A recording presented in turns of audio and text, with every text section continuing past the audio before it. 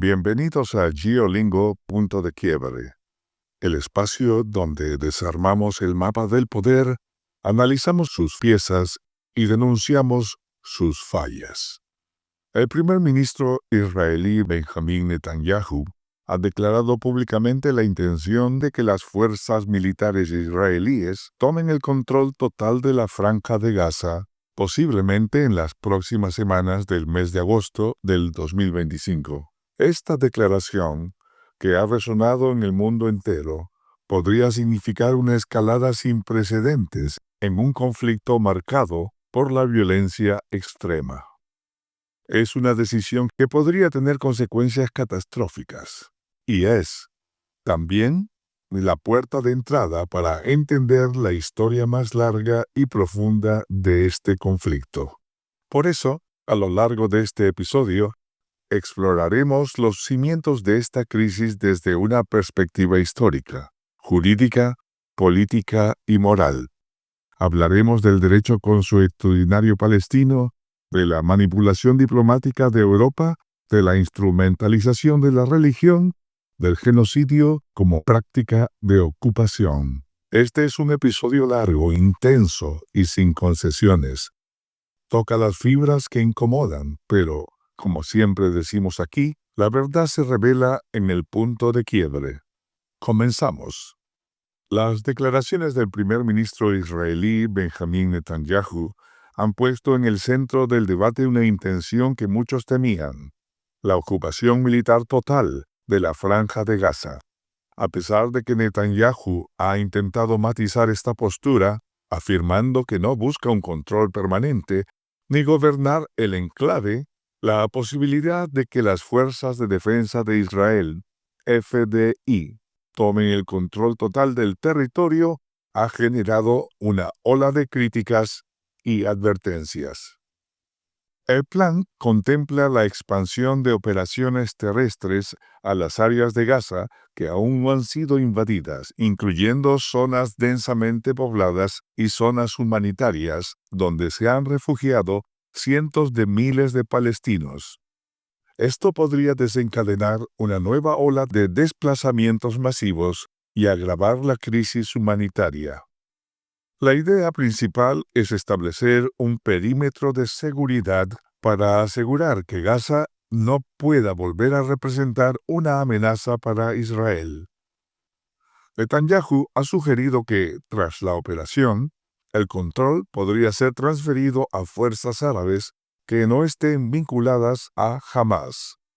A pesar de las declaraciones de Netanyahu de que la ocupación sería temporal, varios reportes en medios israelíes sugieren que algunos miembros de su gabinete de seguridad han usado el término ocupación total de la franja y han expresado intenciones de restablecer asentamientos, lo que revertiría la retirada del 2005 y violaría el derecho internacional.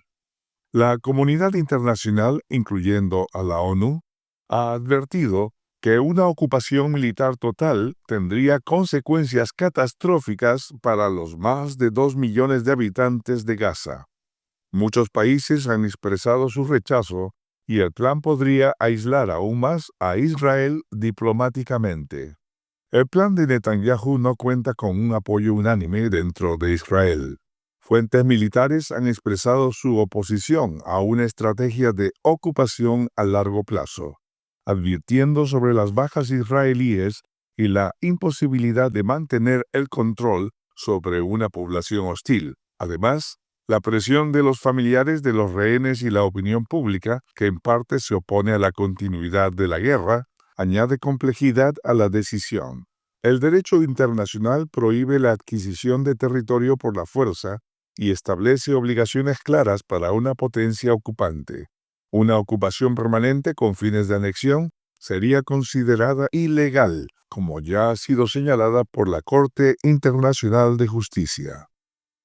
Este es el contexto actual que enmarca la crisis. La intención declarada de ocupar Gaza no solo es una noticia de última hora, sino que representa la manifestación más reciente de una lógica histórica que examinaremos a continuación.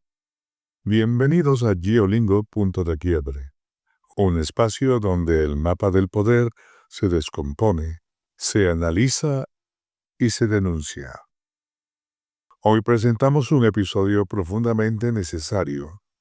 Vamos a desmenuzar una de las heridas más abiertas del orden mundial contemporáneo: la ocupación de Palestina y la artificialidad del Estado de Israel bajo patrocinio occidental. ¿Qué justicia puede existir cuando se le niega a un pueblo su derecho más elemental, decidir su destino en la tierra que ha habitado durante siglos? Cuando hablamos de Palestina, no estamos hablando de un espacio vacío, ni de una invención geográfica tardía, ni de una identidad fabricada por interés. Estamos hablando de una sociedad viva con una historia milenaria, con ciudades habitadas ininterrumpidamente durante siglos, con una cultura tejida por generaciones de agricultores, poetas, comerciantes y peregrinos. Palestina es real y su pueblo lo es aún más. Y sin embargo, esa realidad fue sistemáticamente negada, invisibilizada y borrada por las narrativas coloniales. Aquí es donde entra un concepto que casi nunca se menciona en los medios: el derecho consuetudinario. Según este principio del derecho internacional, los pueblos que han habitado una tierra durante siglos, de forma continua, pacífica y reconocible, adquieren una legitimidad jurídica natural sobre ella. El vínculo entre los palestinos y Palestina no necesita firma de cancilleres. Es un derecho ganado por permanencia, por cultura, por vida misma. Los palestinos no eran forasteros en su tierra, no eran intrusos, eran los habitantes originarios del presente. Entonces, ¿qué ocurre cuando una potencia extranjera como el Imperio Británico decide que ese derecho consuetudinario no vale nada y que, en su lugar, se instalará un nuevo proyecto político sobre esa misma tierra? ¿Qué ocurre cuando la historia viva de un pueblo es reemplazada por una promesa hecha a otros, hecha lejos, en espacios diplomáticos y congresos imperiales? Lo que ocurre es lo que viene ocurriendo: un proceso de despojo amparado por las leyes del más fuerte, no del más justo. ¿Hasta qué punto el Estado de Israel responde más a una ingeniería geopolítica europea que a una realidad histórica propia del territorio? El Estado de Israel no surgió de la tierra misma, sino de una decisión geopolítica ajena a su geografía. Fue un Estado creado, no nacido, fabricado a partir del trauma del Holocausto, sí, pero también por el interés colonial de Occidente en mantener un enclave propio en el corazón del mundo árabe.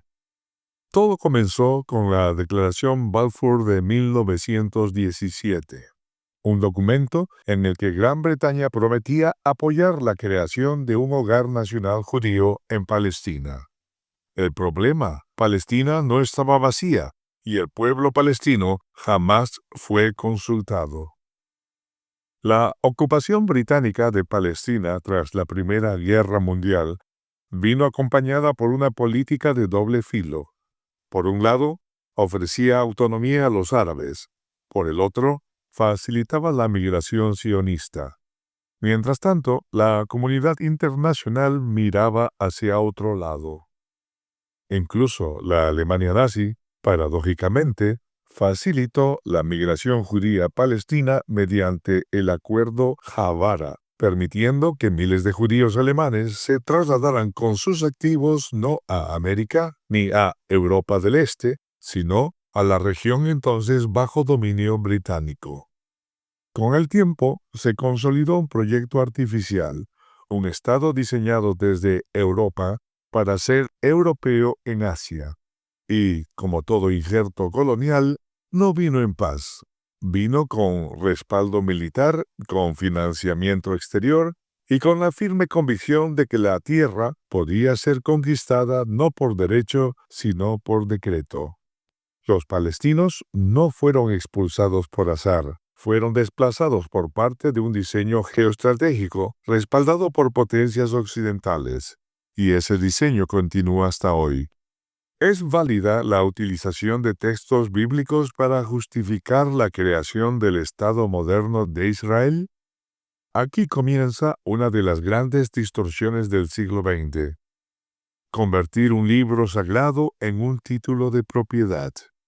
El sionismo nació como un movimiento secular y político, no religioso. Su principal promotor, Theodor Herzl, no era un rabino ni un místico, sino un periodista vienés laico. Su propuesta era clara: crear un Estado judío moderno, funcional, industrializado y protegido de la persecución europea. Nada más y nada menos.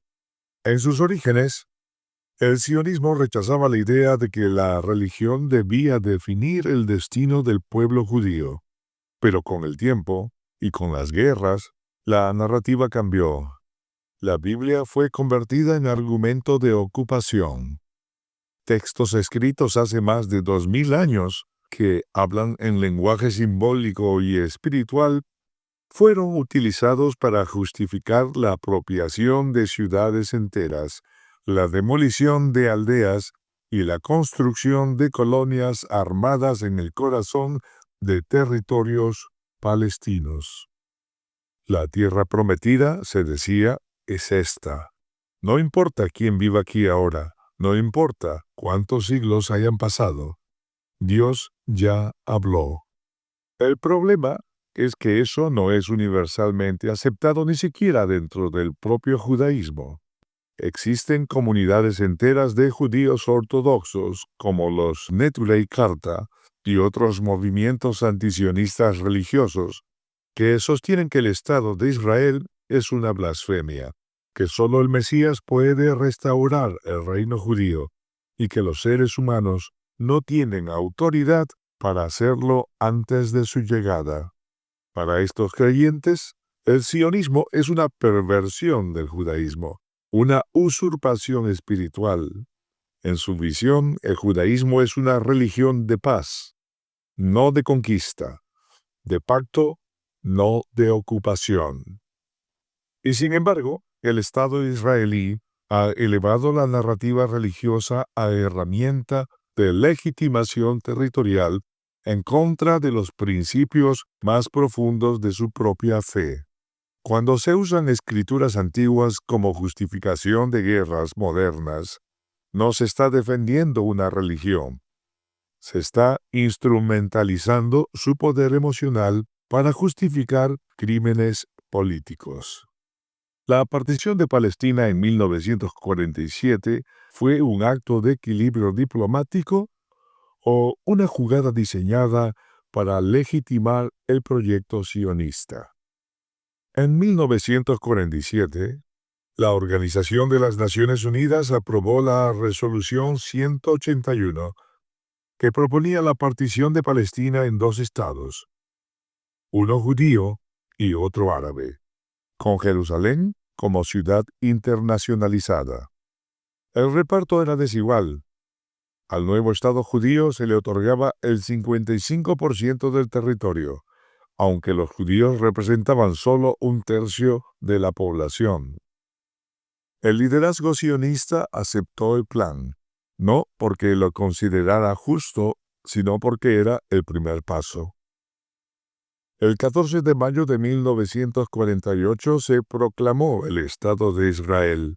Al día siguiente comenzó la guerra. Las milicias sionistas, Hagana, Irgun, Lehi, no se limitaron a defenderse, avanzaron, tomaron más territorio del que les había sido asignado, destruyeron más de 400 aldeas palestinas y provocaron la expulsión forzada de más de 700,000 personas. Fue el inicio de la Nakba, la catástrofe palestina. Y desde entonces, la expansión no se ha detenido. Cisjordania, Gaza, Jerusalén Este, el Golán.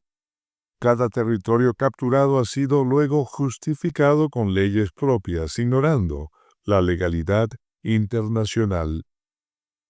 La estrategia ha sido constante: avanzar primero, negociar después, y finalmente normalizar el hecho consumado.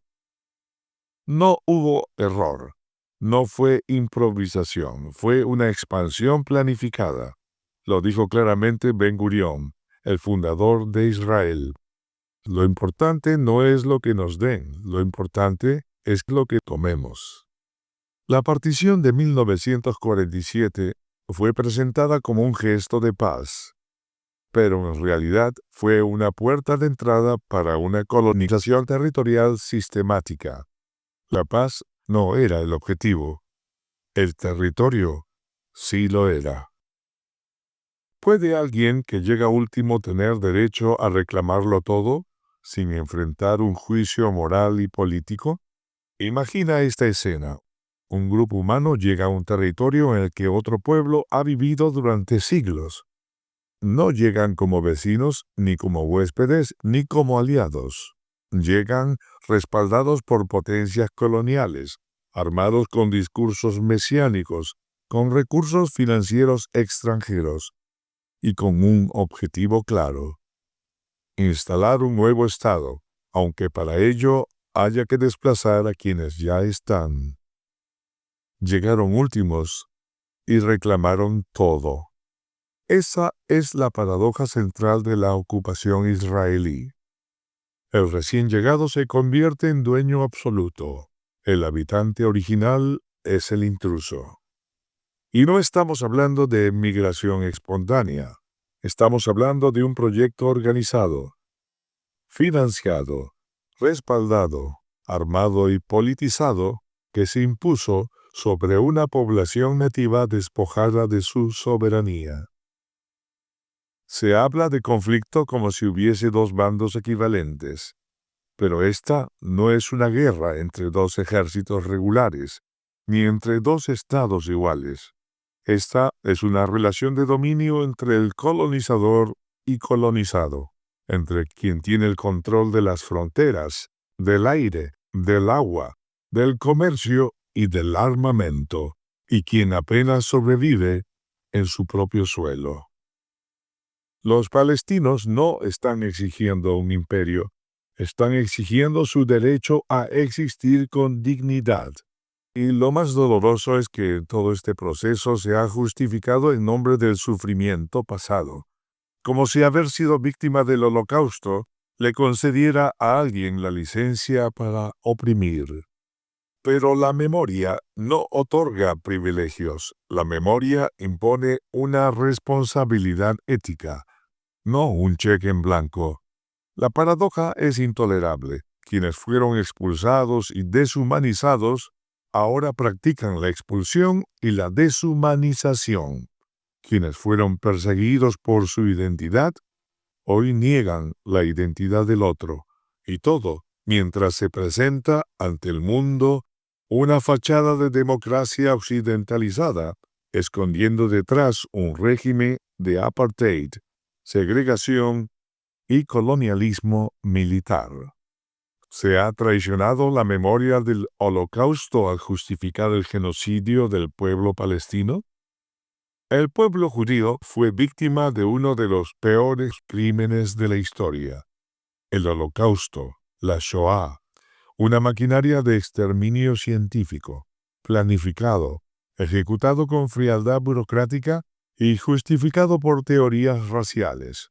6 millones de vidas truncadas, asesinadas en campos de concentración, guetos, cámaras de gas. Ese trauma marcó a la humanidad entera y con razón.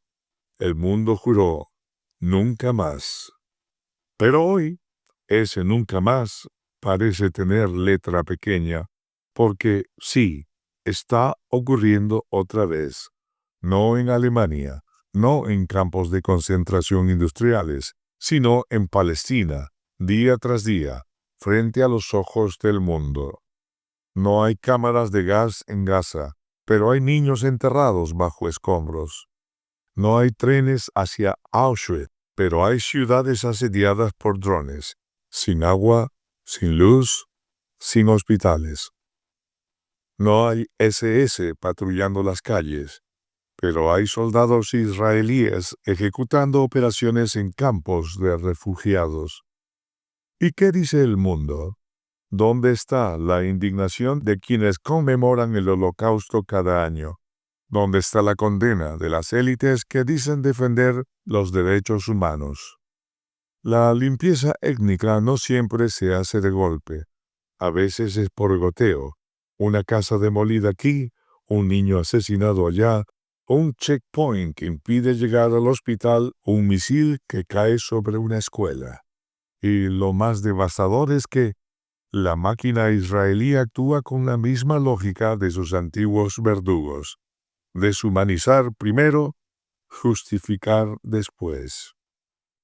Cuando Benjamín Netanyahu llamó a los palestinos animales humanos, no fue un exabrupto, fue una expresión pública de la deshumanización institucionalizada, una mentalidad en la que el otro no es sujeto de derecho, sino obstáculo a eliminar. Esa mentalidad es el núcleo del genocidio. Y aquí se impone una verdad cruel. El Holocausto no puede ser usado como escudo para justificar un nuevo crimen histórico. Ser víctima no convierte a nadie en intocable. Lo que define a una sociedad no es su pasado de sufrimiento, sino cómo decide usar esa memoria en el presente. ¿Cómo puede la memoria del genocidio nazi ser utilizada para encubrir la opresión, el despojo y la matanza sistemática del pueblo palestino? No es el primer verdugo, pero sí la misma lógica: deshumanizar, desplazar, borrar. Y esta vez la memoria del horror sirve para no detenerlo, sino para justificarlo. Todo lo que hemos desarrollado hasta aquí converge en una verdad incómoda. La historia no es lineal, es cíclica. Y cuando la justicia no se cumple, el pasado regresa, disfrazado de legitimidad. El conflicto entre Palestina e Israel no es un choque entre civilizaciones, no es una guerra religiosa, ni un enfrentamiento inevitable por diferencias étnicas. Es, ante todo, un caso de colonialismo moderno, un sistema de dominación estructurado y justificado desde el poder, respaldado por potencias occidentales que siguen usando la región como tablero geoestratégico. Y ese tablero tiene reglas marcadas por la hipocresía. Los mismos estados que condenan invasiones, que alzan la voz en nombre de los derechos humanos, guardan silencio o aplauden cuando el invasor se llama Israel. Y eso ocurre porque Israel no actúa solo, actúa con luz verde de Washington, con el blindaje diplomático de Londres, con la complicidad silenciosa de Bruselas. ¿Quién vigila al que vigila? ¿Quién pone los límites al que tiene el poder del veto en la ONU, del dólar, del armamento? La causa palestina ha sido criminalizada, deslegitimada, desfigurada en los medios como un problema de terrorismo, cuando en realidad es la lucha de un pueblo por existir, por volver a caminar libre sobre su tierra, por criar a sus hijos sin miedo a que un dron les apunte desde el cielo. Y lo más grave es que hemos permitido que la memoria del Holocausto se use como herramienta política, no como advertencia moral, porque la lección de nunca más era para todos, no solo para unos. Y ahora bien, tras entender los orígenes profundamente sionistas del Estado de Israel y su articulación como proyecto colonial con apoyo de las élites británicas, una ironía histórica, su facilitación parcial incluso por parte del régimen nazi, que buscó librarse del problema judío, reubicando a poblaciones enteras en Palestina, lo que sigue es la pregunta siguiente: ¿Por qué entonces, si en 1947 la ONU propuso la creación de dos estados, Israel y Palestina, solo uno de ellos logró existir, desarrollarse y ser reconocido internacionalmente, mientras el otro ha sido sistemáticamente negado? La respuesta nos lleva directamente a la política exterior de los Estados Unidos, porque aunque la Resolución 181 de las Naciones Unidas aprobó claramente la partición del mandato británico en dos estados, y aunque ese plan contemplaba una soberanía plena, tanto para los judíos como para los árabes de Palestina, Estados Unidos ha sido desde entonces el principal obstáculo para que la mitad de la promesa se cumpla. ¿Por qué Estados Unidos apoya incondicionalmente a Israel? Desde 1967, tras la ocupación militar israelí de Gaza, Cisjordania y Jerusalén Este, Israel se convirtió en el principal socio estratégico de Estados Unidos en Medio Oriente, nuclearizado, con supremacía tecnológica y acceso privilegiado a los recursos de inteligencia regional. Y para Estados Unidos, respaldar a Israel incondicionalmente es respaldar sus propios intereses geopolíticos. Eso significa que cualquier cosa que suponga debilitar a Israel o reducir su margen de seguridad, como lo sería el surgimiento de un Estado palestino viable y soberano, se percibe como una amenaza. ¿Qué papel ha jugado Estados Unidos en las decisiones de la ONU sobre Palestina? Estados Unidos ha vetado más de 40 resoluciones en el Consejo de Seguridad que buscaban reconocer a Palestina como Estado, condenar la expansión de asentamientos ilegales o frenar la ocupación militar israelí. Ni siquiera Europa tiene ese poder de bloqueo. Pero Washington sí, y lo ha ejercido con disciplina férrea durante más de medio siglo, frenando cada intento de Palestina por ocupar el lugar que le corresponde en el escenario internacional. ¿Cuál es el argumento de Estados Unidos para rechazar el reconocimiento directo del Estado palestino? El relato oficial de Washington dice lo siguiente: no nos oponemos al Estado palestino, pero no puede imponerse de forma unilateral. Debe surgir del diálogo directo entre israelíes y palestinos. Pero este argumento es profundamente tramposo, porque el diálogo que exigen parte de una condición completamente asimétrica. Israel tiene el poder territorial, militar, diplomático y económico. Palestina tiene una población desplazada, un territorio fragmentado, una economía asfixiada y una ocupación permanente. ¿Qué tipo de negociación puede haber cuando una de las partes impone todas las condiciones y la otra apenas sobrevive? Y sin embargo, esa es la coartada perfecta para posponer indefinidamente la soberanía palestina. Y hay algo más doméstico, más estructural: la presión del lobby pro-israelí en el Congreso y el Poder Ejecutivo de Estados Unidos. Organizaciones como la AIPAC, el Comité de Asuntos Públicos Estados Unidos-Israel, tienen un peso descomunal en la política exterior estadounidense. Financian campañas electorales, redactan proyectos de ley y definen las líneas rojas del discurso político aceptable. Apoyar a Israel se ha convertido en un dogma bipartidista. Nadie en Washington quiere pagar el costo político de respaldar a Palestina. ¿Qué pasó con la legalidad internacional del plan original de la ONU? Aquí se revela la contradicción más brutal. La Resolución 181 de 1947, que proponía dos estados, sigue siendo una referencia legal vigente. El Estado de Israel nació con legitimidad internacional gracias a esa resolución. Pero cuando Palestina exige esa misma legitimidad, Estados Unidos responde con vetos, sanciones o dilaciones. El mensaje es claro. Solo uno de los dos pueblos merece Estado. Solo uno merece soberanía. Solo uno merece reconocimiento. La historia de Palestina no es solo una historia de despojo, sino también de una promesa incumplida por la comunidad internacional y bloqueada activamente por el actor más poderoso del sistema, los Estados Unidos de América.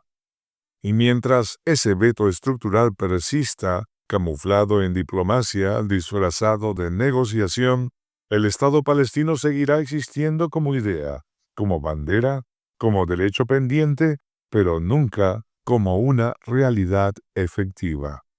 Desde Punto de Quiebre, no pretendemos entregarte verdades absolutas, pero sí romper con el relato cómodo, con el discurso oficial, con la historia contada por los que escriben desde arriba.